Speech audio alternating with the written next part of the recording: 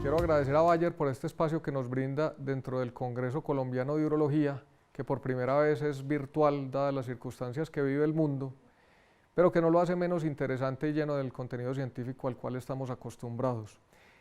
Y quiero darle la introducción al doctor Antonio Alcaraz, jefe del Servicio de Urología del Hospital Clínic de Barcelona y quien es ampliamente conocido por muchos de nosotros y quien nos ha acompañado en muchos de nuestros eventos presenciales en el país.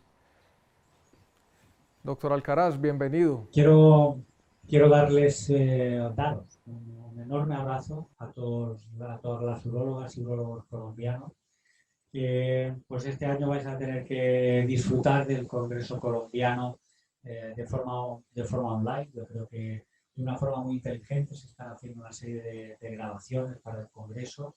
Felicitar a toda la Junta Directiva por la iniciativa y no dejar que se apague este año el Congreso, diluido en este mare magnum de conferencias online que estamos teniendo, pero creo que la iniciativa es maravillosa.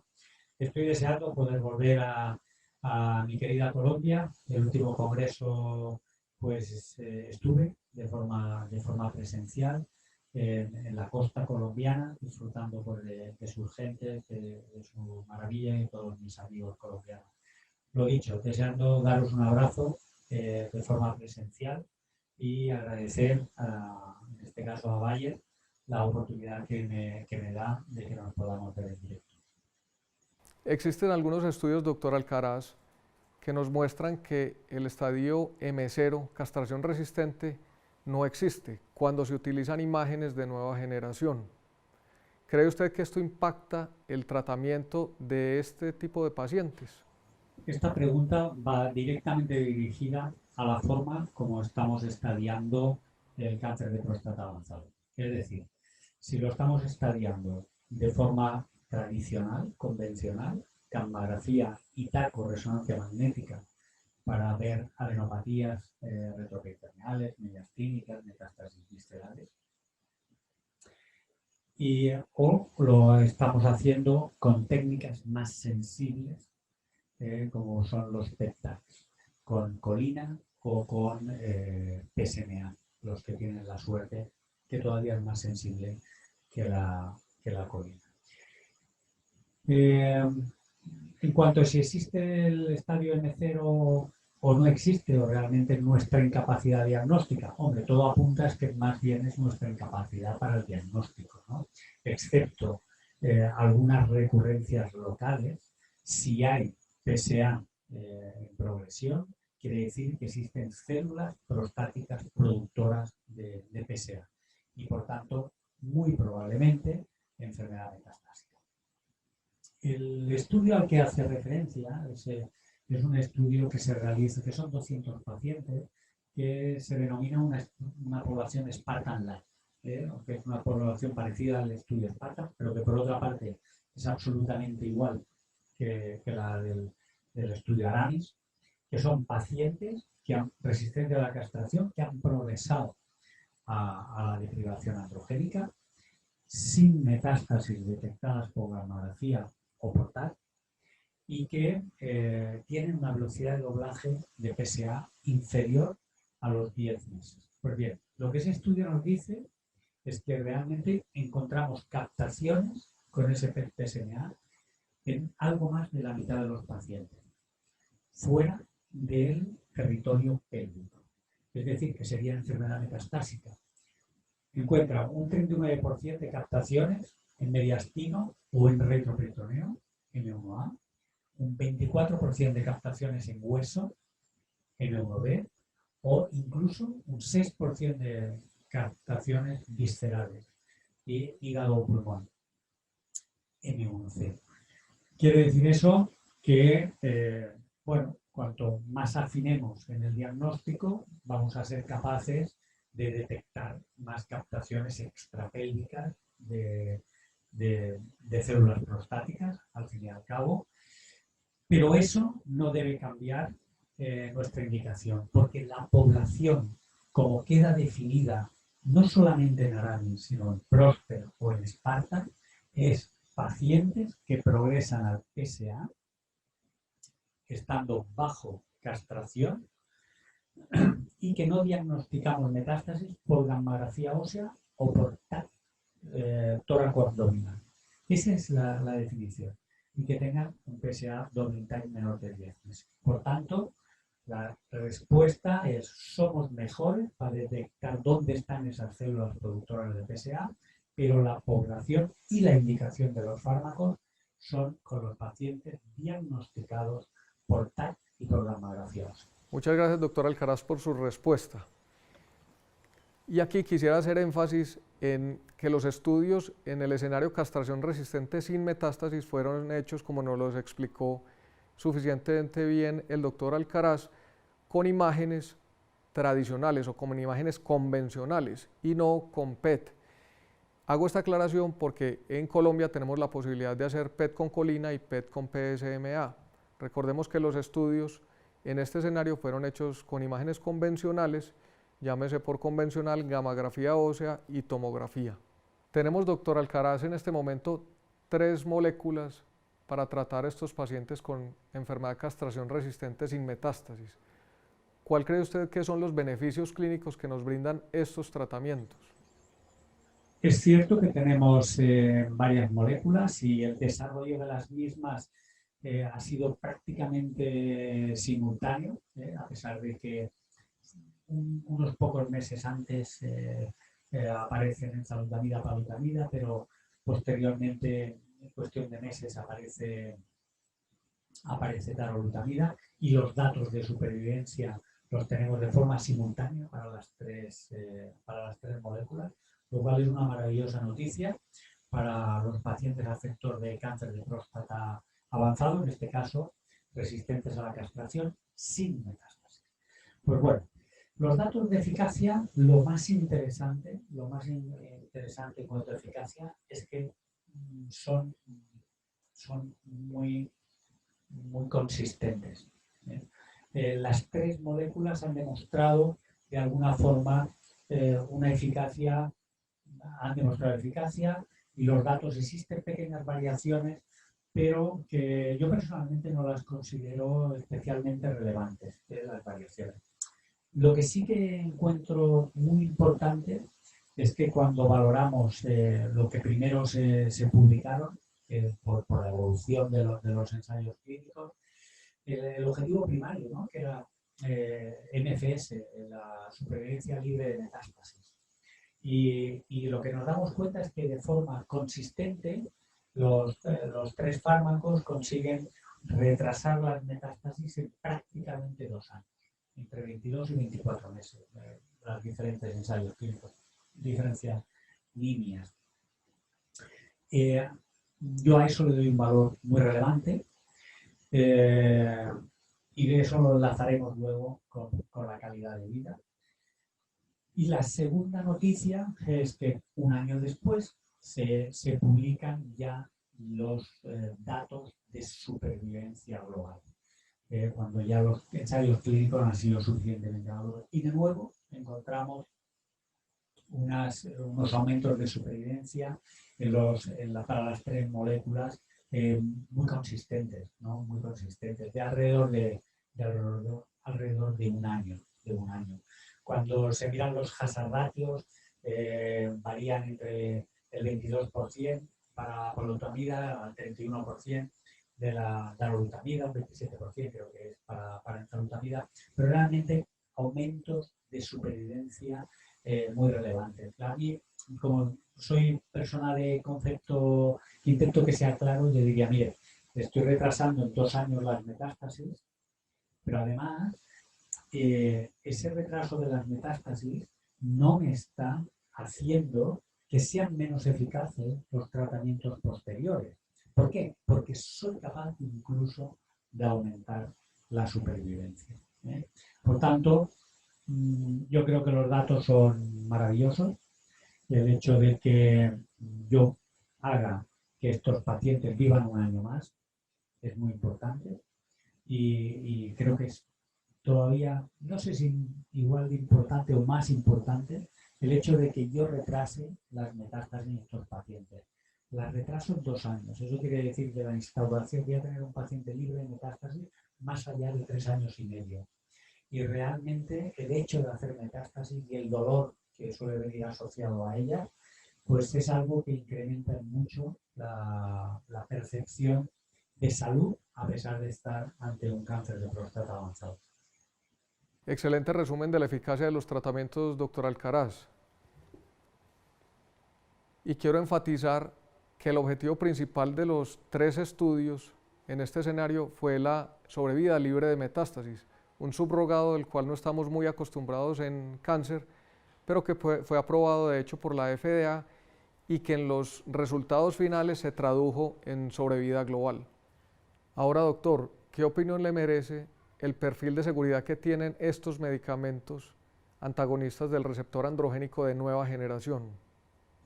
En términos de perfil de seguridad, realmente estamos ante la, 3 drogas con resultados, ya hemos visto, resultados en eficacia excelentes, con retraso de las metástasis, con aumento de 1 año aproximadamente en la cantidad de vida. Pero realmente tienen una gran trascendencia que son fármacos muy seguros. Eso lo vemos en los ensayos en fase 3, que en los 3 que son fármacos con una tasa de abandono del estudio muy baja, prácticamente igual que en el grupo control, el grupo de privación androgénica. Sin embargo, existen una serie de efectos adversos que son de especial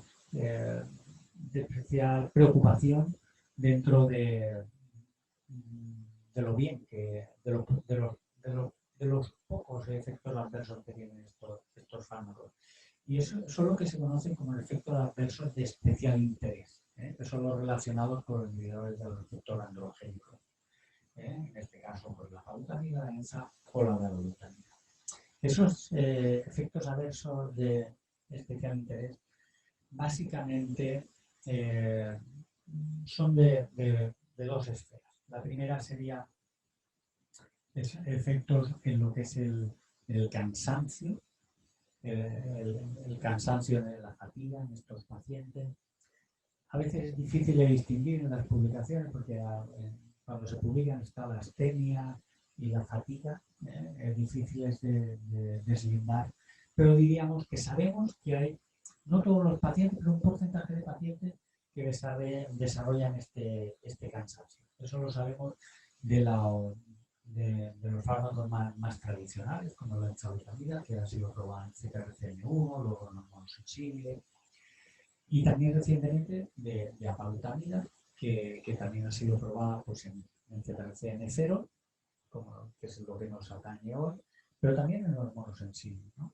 Y sabemos que existe ese aumento del cansancio.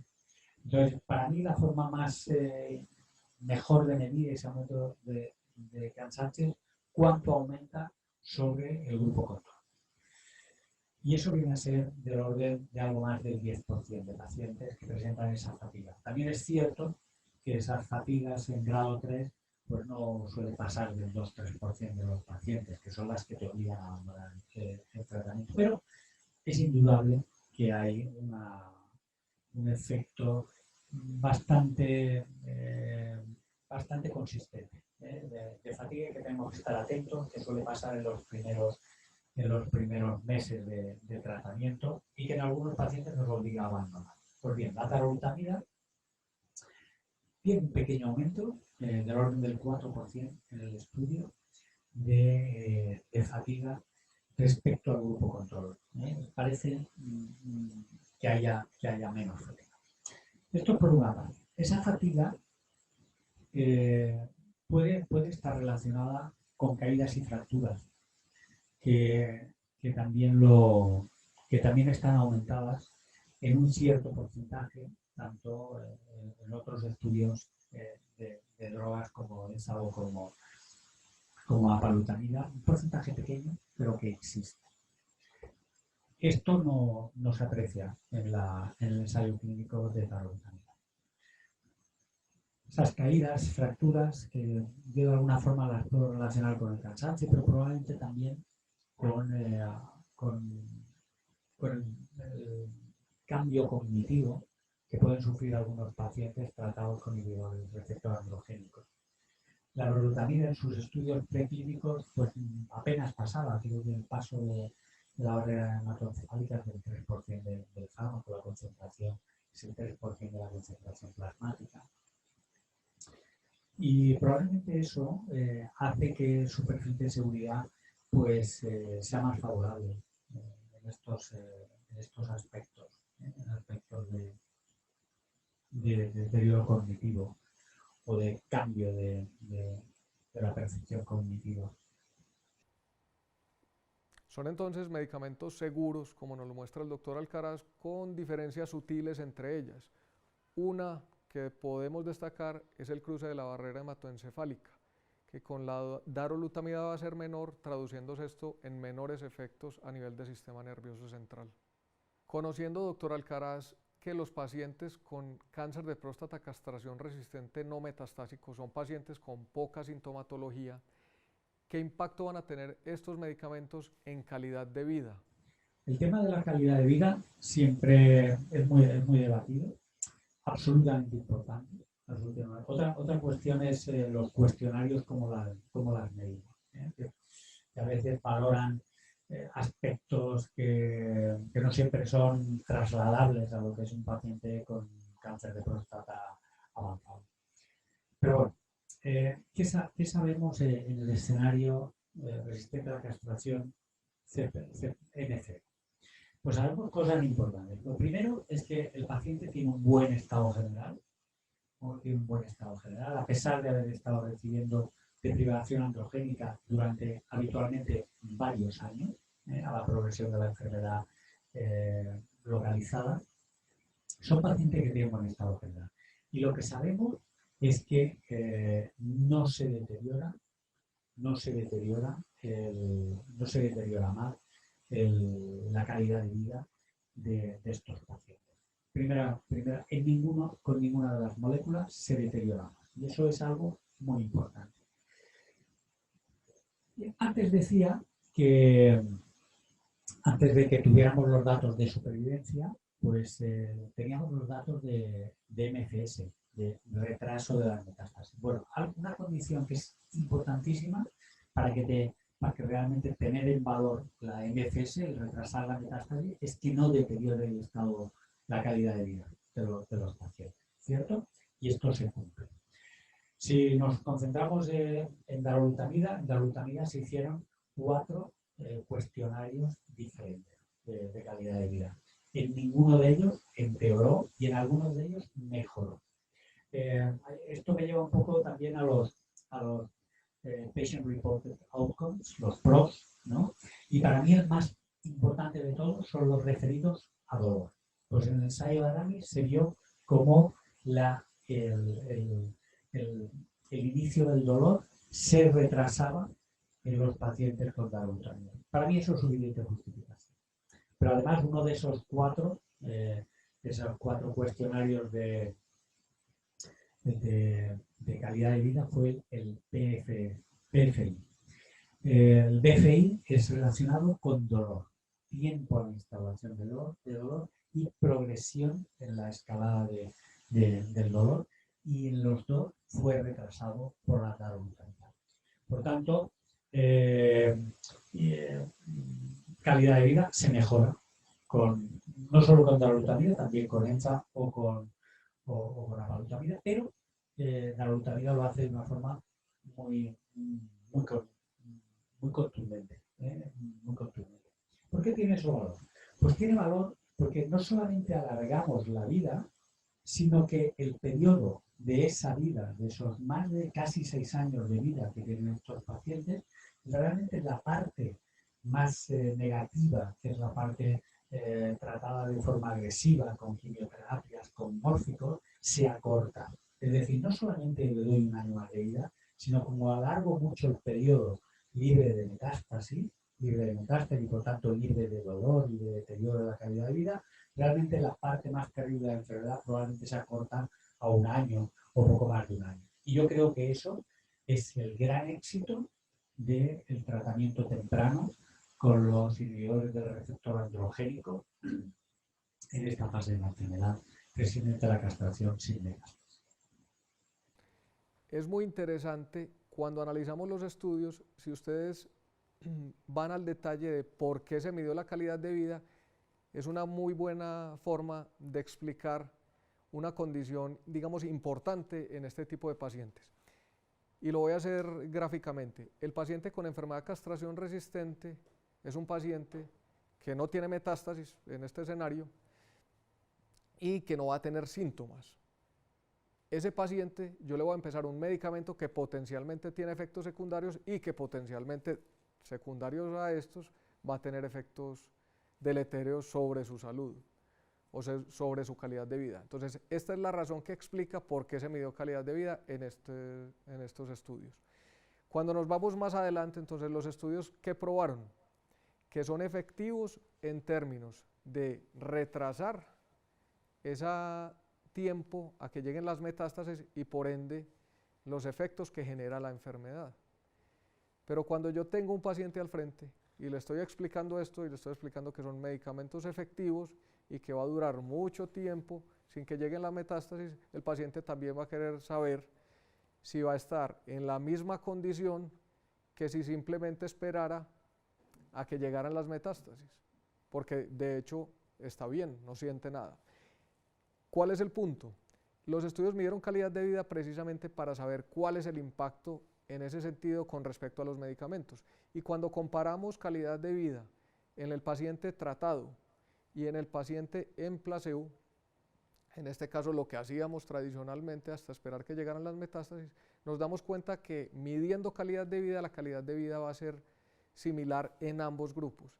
En otras palabras, poniendo el medicamento que sabemos que es efectivo en retrasar la sobrevida libre de metástasis y la sobrevida global, no vamos a afectar su calidad de vida, pero sí va a tener un beneficio a largo plazo cuando lo comparamos con ese paciente que no recibe el medicamento, que va a tener las metástasis más rápido y que va a tener efectos secundarios causados por esas metástasis. Entonces, esta es la explicación de por qué se midió calidad de vida y por qué es importante medir calidad de vida cuando tenemos medicamentos en este escenario castración resistente sin metástasis. Siguiendo con otra pregunta, sabemos que muchos de estos pacientes son polimedicados por otras patologías. Quisiera saber qué potenciales interacciones medicamentosas debemos tener en cuenta o qué debemos tener en cuenta a la hora de prescribir en este escenario, pensando en que estos pacientes puedan estar con otros tratamientos. Sin duda las interacciones son algo a tener en cuenta. Estamos hablando de pacientes habitualmente de 70 años, creo que eran las edades de 70 a 72 años, la edad media de cualquiera de los ensayos clínicos que estamos mencionando. Y bueno, pues todos sabemos, hipertensión, diabetes, diferentes fármacos, hipercolesterolemias, politratados, descoagulantes. Evidentemente las interacciones tienen un peso. En nuestra práctica clínica, nosotros lo que hacemos es indicar un fármaco, ¿no? Indicamos un fármaco y el paciente llega a la farmacia hospitalaria, en nuestro medio es de dispensación hospitalaria de cualquiera de estos fármacos, y ahí es el farmacólogo clínico el que, viendo todo lo que toma el paciente, pues igual te llama y dice: Antonio, que tenés una interacción con este medicamento y sería mejor que utilizaras en vez de la trata B. Eso nos lo encontramos, esa consulta. Yo diría que es importante. Sabemos también del perfil de seguridad en este aspecto en cuanto a interacciones, que es muy, muy positivo con darolutamida, pero en general yo creo que cualquier inhibidor del receptor androgénico suele ser bueno. Pero, sin duda, pues no deja de ser un valor añadido. Además del no cruce o bajo cruce de la barrera hematoencefálica que nos lo aclaró el doctor Alcaraz, quiero destacar también la poca interacción que tiene la darolutamida con la citocromo P450. Esto se traduce en menores efectos cuando se combina con otro tipo de medicamentos o en interacción medicamentosa, que fue la amplia respuesta que nos dio el doctor Alcaraz. Sabemos, doctor Alcaraz, que usted fue uno de los investigadores del estudio Aramis. Cuéntenos cómo fue esa experiencia en la vida real en el tratamiento de estos pacientes. En efecto, nosotros fuimos en el hospital investigadores del estudio Aramis, con lo cual tenemos la experiencia clínica de los casos que incluimos en el estudio. El fármaco todavía no lo tenemos en el mercado en España, con lo cual no podemos utilizar la lutomida. Esperamos que probablemente en unos 6 meses sí que tengamos disponibilidad de utilizarlo, con lo cual no hemos tenido la experiencia en práctica diaria. Pero un poco lo que les comentaba, es un fármaco que alguna vez en alguna conferencia internacional he intentado traducir al inglés lo de un fármaco limpio y clean no funcionaba como traducción. ¿Y a qué me refiero con un fármaco limpio? Pues un fármaco con muy poco efecto secundario. Es un fármaco que sí que es verdad que hay algunos pacientes que pueden producir algo de cansancio, pero realmente son pocos los que pueden aparecer eso. Nuestra experiencia durante el ensayo clínico fue muy buena y apenas se diferenciaba del paciente que manteníamos con deprivación androgénica. En el Hospital Pablo Tobón Uribe también tuvimos la oportunidad de ser uno de los centros en Colombia del estudio Aramis, y por la experiencia que tuvimos sabemos que es un medicamento sumamente seguro y con unos efectos secundarios muy bajos, lo que lo hace muy atractivo a la hora de la escogencia en este tipo de pacientes. Es inevitable que los pacientes en enfermedad de castración resistente progresen, y en enfermedad de castración resistente M0 el paciente va a progresar en algunas ocasiones a enfermedad metastásica. En ese momento debemos definir qué tratamiento sería el subsecuente, y tradicionalmente en el manejo del paciente con enfermedad de castración resistente metastásica lo que hemos hecho es cambiar el mecanismo de acción que veníamos utilizando por uno completamente distinto. Entonces, en este sentido, se nos abre casi que un nuevo escenario, porque eran pacientes que antes no tratábamos hasta que tuviesen las metástasis. Ahora tenemos un escenario donde el paciente ya se trató con unos medicamentos que bloquean el receptor androgénico y ya tenemos que definir cuál sería el tratamiento más adecuado. Esa respuesta aún no la sabemos, pero tenemos algunas luces, inclusive que nos dan los estudios previos. Y una de ellas, paradójicamente, es que podríamos utilizar un mecanismo de acción similar. ¿Quién nos dice esto? En algunos de los estudios nos muestran que utilizar moléculas que bloquean también la vía androgénica podrían ser útiles o efectivas mejor en ese escenario. Abriendo, digamos, ese nuevo escenario donde el paciente ya fue tratado, es interesante porque ahí eventualmente también podríamos utilizar incluso moléculas que las estamos dejando en segundas o terceras líneas en la enfermedad de castración resistente metastásica. Y hablo específicamente del radio 223, es decir, no sería descabellado utilizar radio 223 en aquel paciente que progresó a enfermedad metastásica luego de haberse tratado con antiandrógenos de nueva generación, como el primer tratamiento ahora en el escenario castración resistente metastásico.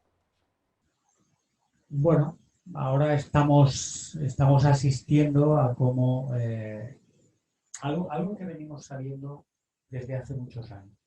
El tratamiento precoz tiene beneficios, ¿no? Tiene beneficios. Eso lo estamos viendo de una forma machacona, desde los estudios de privación androgénica, del British Council, del MRI, a finales del siglo XX, como el tratamiento hormonal temprano, siempre acaba teniendo un beneficio. Bueno, pues ahora estamos viendo como los fármacos que empezamos a utilizar en CPRCM1 se están desplazando, en este caso lo que hablamos hoy en CPRCM0, pero incluso también en el hormono sensible metastásico. Es decir, que utilizamos las nuevas moléculas que antes eran del M1, las estamos utilizando en el M0 o en el hormono sensible M1.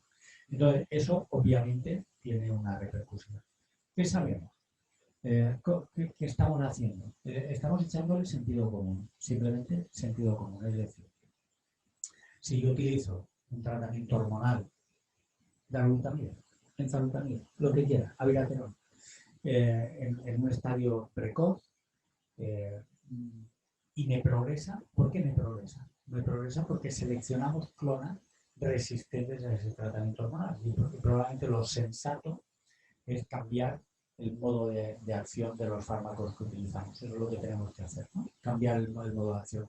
Y lo que solemos utilizar pues sería docetaxel, quimioterapia, radio, pero un mecanismo de acción diferente. Eso es lo que hacemos.